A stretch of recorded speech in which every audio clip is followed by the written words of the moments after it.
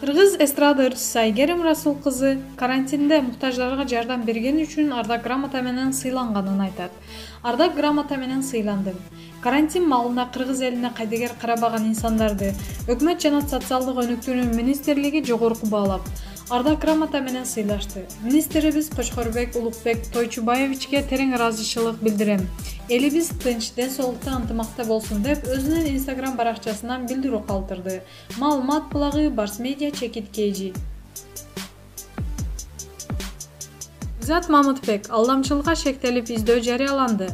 Өзүн кыргыздын деп атаган ырчы Гүзат Мамытбек укук коргоо кызматкерлери тарабынан издөө жүрөт.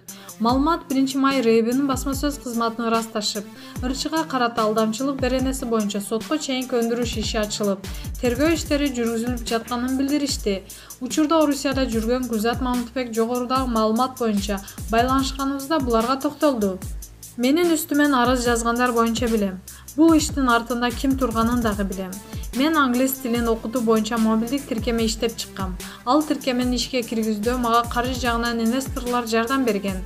Тиркеме өзүн актабай, инвесторлорго каражатты убагында төлөй албай калдым. Бирок аларга акырындык менен акчаны кайтарып жаткам. Мурдагы күйөөм ошол адамдарды таап, менин үстүмөн арыз жаздырыптыр. Азыркы учурда мага издөө жарыяланган. Менин Москвада экенимди баары билишет. Карантинге байланыштуу бул жакта кете албай жатам.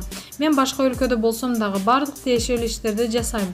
Аягына чейин күрөшөм дейт ал. Ырчайым мурдакы жолдош экөөнүн чырын баяндаган кыска видео тартып, аны президенттен жардам сураган. Маалымат булагы Аргумент чекиткейжи.